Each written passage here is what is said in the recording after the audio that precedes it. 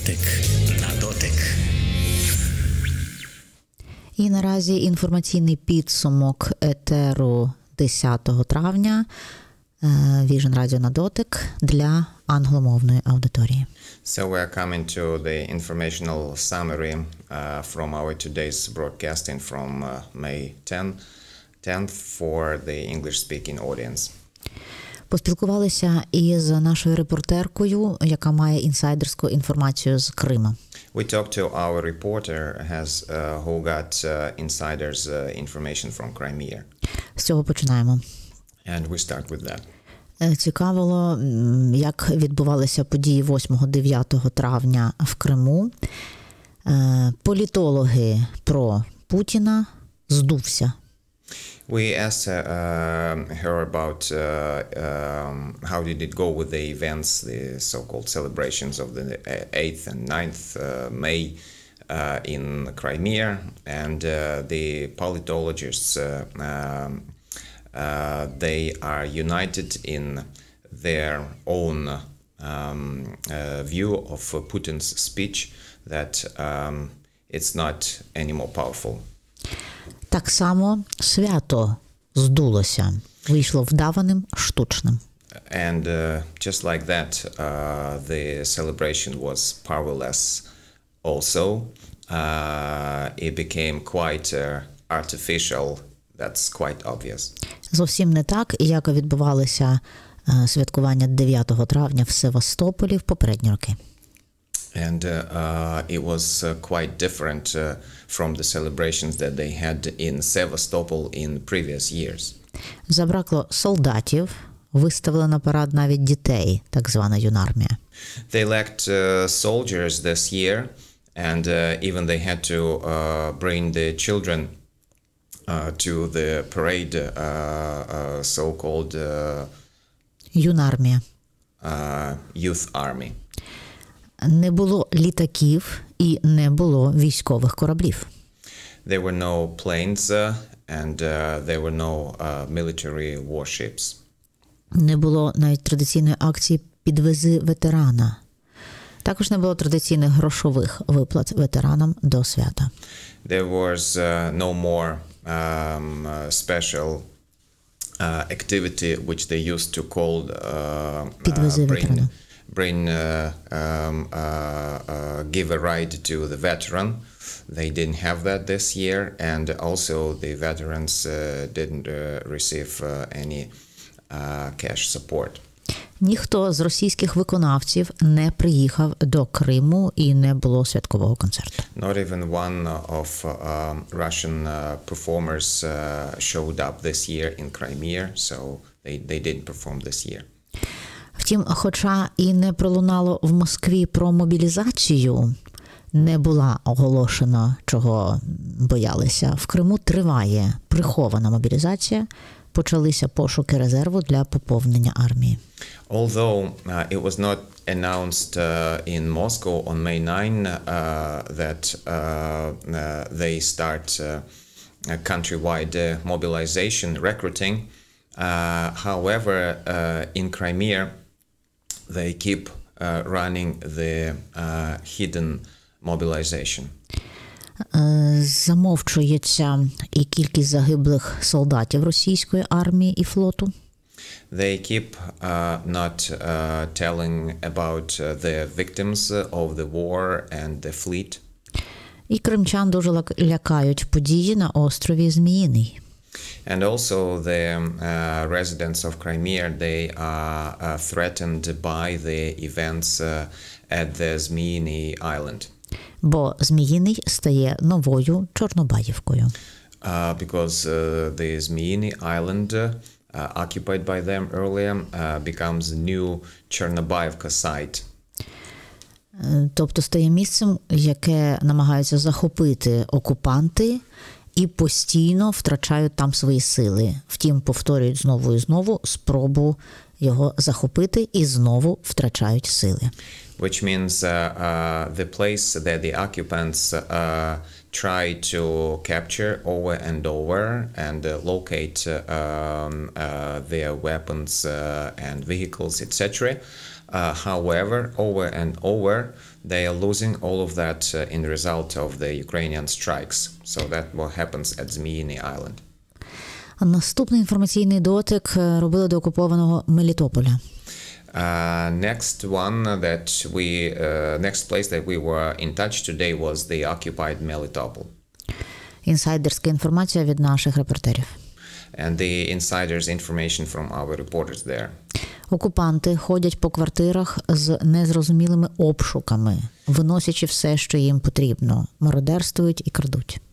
The occupants, they go around the city and they break into the apartments as part of some strange investigation. В квартирах, в яких немає зараз жителів, які виїхали, їх зламують до цегли і обкрадають. And those those houses where they find no masters there, they break in and they are stealing things from it, so regular looting. Ще страшніше те, що продовжують викрадати людей. Навіть уже не активістів чи представників влади, а звичайних громадян. What's the more terrible is that they keep stealing it as, kidnapping the regular people. And not just the activists as they used to do earlier, but the regular average citizens. З кожним днем гіршою стає гуманітарна ситуація в місті. The humanitarian situation keeps getting worse and worse every next day. У місцевому монастирі Московського патріархату відкрили продаж ліків російського виробництва. At the local monastery of Russian Orthodox Church, they launched selling medicine. They sell the medicine which they bring from Russia. У магазинах цінники в гривнях та рублях. The price targets in the shops are both in hryvnias and in Russian rubles. Дуже важко виїхати з окупованого Мелітополя. Наші репортерки їхали до Запоріжжя 30 годин. It is very difficult to get out of occupied Melitopol. Our reporters, they spend 30 hours in their effort to get from Melitopol to Zaporizhia. Normally this trip takes 2 hours, 3, the maximum. Наступний дотик до Бердянська окупованого, який перебував в інформаційній ізоляції і блокаді понад тиждень. Next place we stayed in touch today was Berdyansk, and Berdyansk remained in informational blockade for over the week. Нам пощастило зв'язатися і дізналися від нашого репортера наступне. And we were lucky to get through, and this is what we found out from our reporter there. Насамперед, радість від того, що є зв'язок. First of all, we were both very glad that we were able to get in touch with him. Друга радість від того, що жителі Бердянська, особливо люди старшого віку, обурені були підготовкою до так званого святкування 9 травня, брехнею, яка ширилась. А отже, у відповідь на цю брехню у них зростає проукраїнські настрої і проукраїнська позиція міцнішає. The other point of joy, of our mutual joy, was to find out that the residents of Berdyansk, even the elderly ones, they responded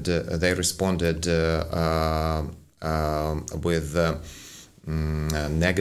very negatively to the efforts of the occupants to arrange the celebration.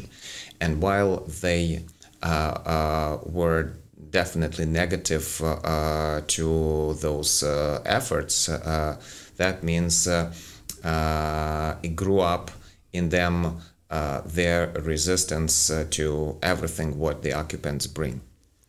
9 травня центральна площа міста була оточена броньованою технікою, заповнена озброєними розгвардійцями і ФСБшниками, і під дулами цих автоматів і іншої зброї в центрі 2 пари танцювали під пісню «Під мирним небом».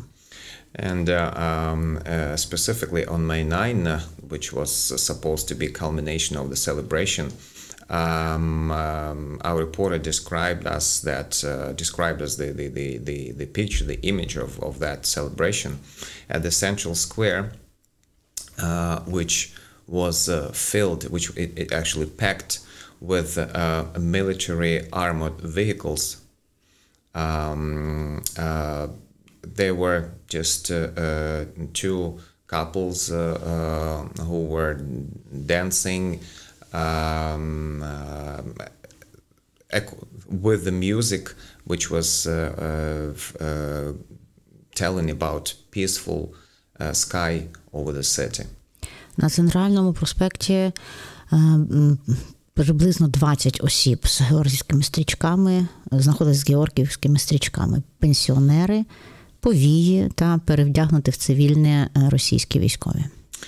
At the central street, our informer faced no more than 20 people total who were wearing this special Russian so-called Georgi stripes to identify that they are celebrating it in the Russian style.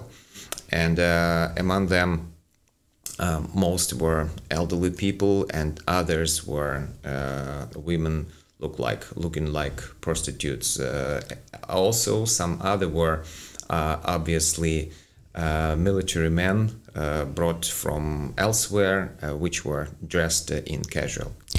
І наш репортер ставить під сумнів інформацію про те, що в Бердянську розгорнули 70-метровий прапор. Принаймні та картинка, яку бачив він, не має відношення до міста Бердянськ. Also, our reporter is in doubt regarding the official Russian information that there at Berdyansk they were able to carry 70 meters long Russian nation flag through the streets of Berdyansk. The reason what he actually questions is the size. When he looked at the photos provided in the media coverage, he couldn't recognize that the sites actually belong to Berdyansk. В Бердянську теж продовжується викрадення людей, і подальша доля тих людей, про викрадення яких ми вже повідомляли, досі невідома. Unfortunately, the occupants keep kidnapping people, and even those people which we informed being kidnapped earlier, their fate is still not known. І ще нам повідомили про продовження партизанської боротьби Бердянська, Бердянсько-партизанський, за той час, коли не було зв'язку. Щонайменш було 2 зіткнення з окупантами і є загиблі орки. We were also told, actually confirmed, that there takes place underground resistance in Berdyansk, and according to our informer, there were at least 2 occasions when they were fighting. So that's going on. Berdyansk keeps resisting. Про згадані в етері у зв'язку із святкуванням 9 травня георгіївські стрічки та інші символи тоталітарного режиму говорили із гостем, очільником департаменту культури і інформаційної політики Запорізької обласної державної адміністрації. When it comes to communist symbols of the May 9 celebration, like Georgi stripes, and other symbols of the communist times. We discussed all of this with the head of the cultural department at regional military administration, Валерій Марокко. Він переконаний, що роботу з дерусифікації і деколонізації треба проводити вже ось одразу після завершення етеру. Не чекати на перемогу і завершення війни. Робити зараз. Regional official is confident that we should carry on the further depleting the Russification and Russification as well as communization. We should deplete, we should get rid of that and do it now and not wait until the war is over. І пообіцяв сприяти у створенні робочої групи, яка займалася питаннями очищення ментального простору міста від залишків тоталітарного режиму і в назвах вулиць, і в пам'ятниках, і в монументах. The official also promised here while on air that he will be glad to come up with a working group, with a wide working group consisting of activists, historians, etc. And this working group aim would be to further cleanse the cultural sphere in the city, including the names of streets, the names of other places and locations around the city from the remnants of totalitarian regime. І до подій в Маріуполі. Це не в сьогоднішньому етері. В суботу, 7 травня, у нас був спеціальний етер одразу після акції в Запоріжжі, яку проводили родичі бійців, захисників Маріуполя, які зараз на Азовсталі. Акція називається «Save Mariupol». Ми про це говорили в студії. And to the events in Mariupol, which is in siege, we covered that. We covered the subject on Saturday, May 7th, here in the studio. And here we had as a guests the relatives of the defenders of Mariupol who are still there. Their relatives are still there defending the city, and the relatives, they carried the action to save their loved ones and to save the city. They were carrying the action here in Zaporizhia. Рідні повідомляють, що і без того екстремальна ситуація погіршилась і ускладнилася 1 травня, коли була оголошена евакуація, і, скориставшись евакуацією, рашистські військові проникли на територію Азовсталі. The relatives who were here, they informed us and wide public that the situation there at Azovstal steel factory, which is still the guarding place for Mariupol, the situation got even worsened from May 1st, which was the date when the first evacuation of civilians was scheduled for. The Russian occupants, they brutally and absolutely cynically used this occasion to break into the territory of Azovstal, and they used this absolutely humanitarian action for their own benefit. До того Азовсталь була неприступною фортецею. Prior to this humanitarian important action, Azovstal remained a fortress that the occupants were unable to get into. Одразу після першої евакуації почався штурм, додатковий штурм.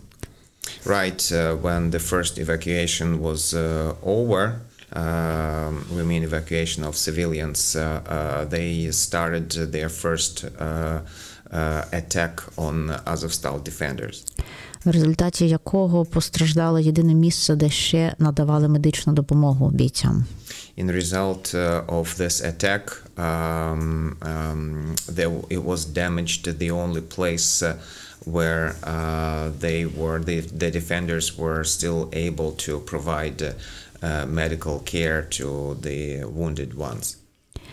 На сьогодні, в 21 столітті, бійці, а рідні називають понад 600 поранених, важко поранених, вмирають від відсутності знеболювальних і антисептиків. And it is hard, actually impossible to imagine that in the 21st century, right in front of the eyes of the whole world, the relatives tell that there are over 600 wounded people who are badly wounded, and they are dying there, even as they lack the basic painkillers. They are dying in severe pain, and as well as other basic medicine that anybody would need. Пораненим надається допомога, важко пораненим, навіть на очах відповідних організацій, які відповідають за безпеку життя і за рятування життя. Вони не надають, тому що це бійці. Так вважають рідні. And according to the relatives of the fighters at Mariupol, even though there were representatives of famous international humanitarian organizations, Червоний Хрест, зокрема, like Red Cross, etc. They were refused to pay attention to the wounded soldiers just because they think these are soldiers. Рідні створили петицію з назвою Save Mariupol, захисти Маріуполь. The relatives created the petition that is named Save Mariupol on the subject. Закликаємо всіх підписувати цю петицію. В петиції йдеться про пропозицію, вимогу процедури extraction для бійців. І петиція до кого? Петиція до світового співтовариства, до Організації Об'єднаних Націй і лідерів європейських і міжнародних організацій і країн світу. And so this petition which is aimed to appeal to the United Nations as well as to the leaders of the leading countries in Europe and in the world and other leading organizations, international organizations. The petition is to help save the defenders of Mariupol and stop this absolutely unhuman situation. На цей момент, коли ми в етері записуємо цю програму, понад 1 мільйон підписів вже є. Треба зробити більше. Right at this very moment, we just checked that out.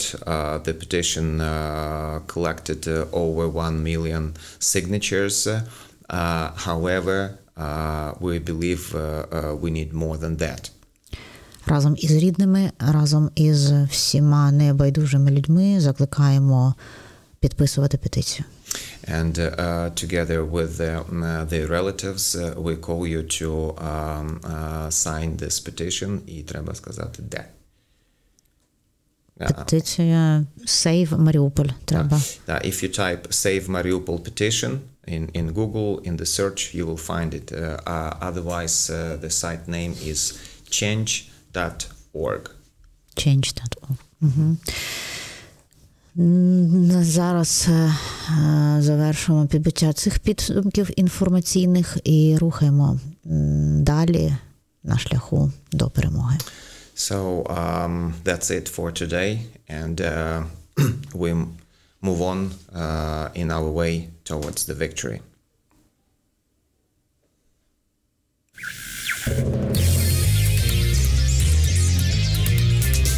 Радіо на дотик.